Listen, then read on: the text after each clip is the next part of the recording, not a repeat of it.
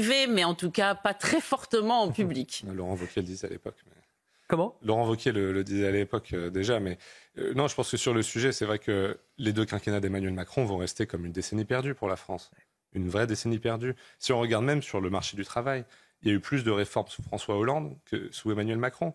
Et on regarde, il y a 1000 milliards de dettes de plus. Enfin, c'est quand même des résultats catastrophiques. Et juste la comparaison avec le gaullisme, et peut-être ce qui frappe, c'est la différence de résultats. Charles de Gaulle change la France, en refait une grande puissance mondiale. Emmanuel Macron en a été le fossoyeur. Et c'est pour ça, finalement, que le macronisme va s'éteindre avec lui, parce que les résultats se sont frappés. Et j'ai envie de vous dire, tout le monde va essayer de se dissocier dans les 2 années qui viennent du bilan d'Emmanuel Macron, qui est calamiteux sur un certain nombre de dossiers. Oui, tout à fait. Alors ça, c'est sûr que tout le monde va chercher à se démarquer d'Emmanuel Macron. Donc c'est aussi pour ça, finalement, que le macronisme va disparaître. Parce que même ses successeurs, que ce soit Attal ou d'autres, vont chercher à s'en démarquer, précisément parce que ce bilan est si catastrophique. Mais ce qui est intéressant aussi, c'est que dans les soutiens d'Emmanuel Macron, qui sont allés dire... Bruno Retailleau, ah non, c'est pas bien de critiquer. Mais en fait, c'est ça. Ils disent, il ne faut pas critiquer parce que sinon c'est la porte aux extrêmes, etc. Mais pas un ne dit, c'est faux que le macronisme va mourir. Le macronisme, c'est ça. Et d'ailleurs, ça s'est ancré dans le pays. En fait, personne n'est capable encore aujourd'hui, 8 ans plus tard, de définir ce qu'est le macronisme, à part peut-être une vision de l'Europe fédérale. Et donc, c'est là où en fait, il n'y aura aucune postérité au macronisme, c'est parce que cette idéologie n'existait pas et n'a pas infusé. Et moi, ce qui me frappe derrière, c'est que Emmanuel Macron est si déconnecté qu'il s'y croit pour 2032. Là aussi, c'est ce qui montre la déconnexion totale de ce président avec le pays. Et bon, et force est de constater qu'elle réussit bien son mandat pour le moment, Giorgia Meloni. Oui, tout à fait. C'est en fait... Et comme vous l'avez dit, c'était aussi une novice de la politique un peu, donc on ne s'attendait pas à ce qu'elle réussisse aussi bien. Et ce qui prouve bien que même dans un pays aussi malade que l'Italie l'était à l'époque, en 3 ans, elle a quand même été capable de rétablir les comptes publics d'une manière qui est extrêmement frappante. C'est à comparer, et on passe donc de 8,4 à 3,6, si j'ai bien entendu. Si on compare à la trajectoire qui est prévue par François Bayrou pour la France, les 3,6, on les atteint en 2028, 2029. Bon. Donc, et ce qui prouve aussi d'ailleurs qu'en s'attaquant à l'immigration, on peut réussir à... les 2 peuvent aller de pair. Et c'est peut-être, ça souligne encore plus en creux l'échec de François Bayrou, le fait de ne pas s'être attaqué au problème de l'immigration dans son budget. Voilà.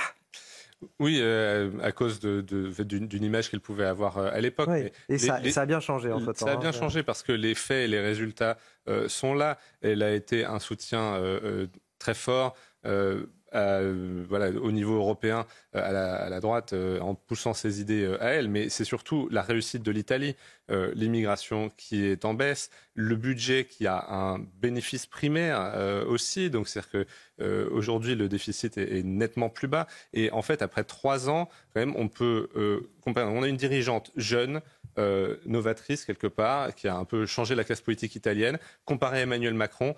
À 3 ans dans son mandat, vous vous souvenez, on était dans les gilets jaunes, empêtrés dans le marasme total, alors que l'Italie a relevé la tête. Où le politique risque d'être finalement arrêté, entravé dans son action par les juges. Si par exemple la décision, effectivement, comme le disait Gabriel Cluzel, concernant Redouane Faïd venait à faire jurisprudence demain.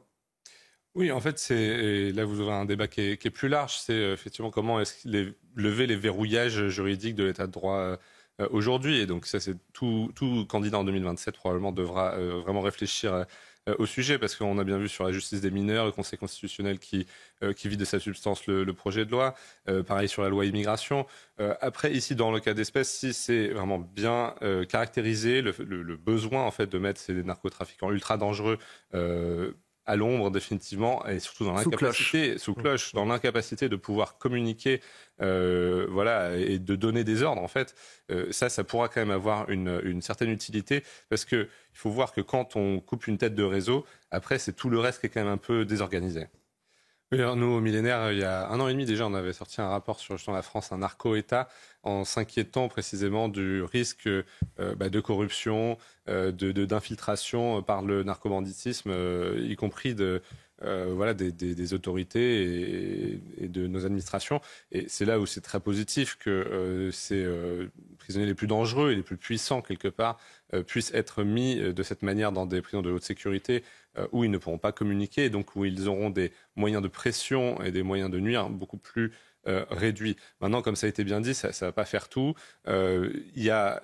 Bon, Gérald Darmanin tente de modifier les choses sur la réponse pénale qu'on critique quand même régulièrement sur les plateaux pour sa faiblesse, comme ça a été dit. Toute peine de moins d'1 an, 2 ans est aménagée. Souvent, les gens en mise en cause ne font même pas de prison. Donc, si on veut vraiment lancer la guerre au narcobanditisme, c'est aussi là-dessus qu'il faut agir. Donc Gérald Darmanin a raison de proposer d'aller tenter de passer cette loi. Maintenant, le sujet derrière, c'est aussi que tant qu'il y aura de l'argent, eh bien, il y aura du narcobanditisme et il y aura du pouvoir du côté de la drogue. Et c'est là où il faut aussi vraiment prendre le problème à bras-le-corps et enfin aller frapper sur le consommateur et qu'effectivement, ils ne soient plus alimentés par leurs finances. C'est que dès le plus jeune âge, on sorte en fait les enfants des appels de la drogue.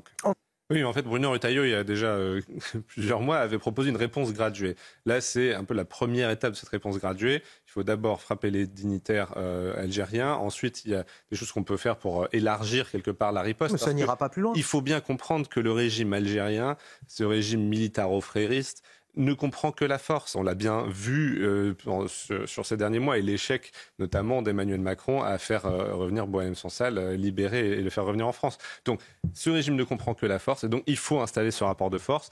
Donc Bruno Retailleau a toujours dit qu'il fallait le faire. Il commence à le faire. La question c'est est-ce qu'il va avoir le soutien derrière d'Emmanuel Macron, parce qu'on se souvient que la dernière fois qu'il avait commencé à mettre en place le bras de fer, effectivement, monsieur Barrot était venu derrière en disant « Ouh là là, non, surtout pas, la réponse ne peut être que diplomatique ». Donc voyons demain.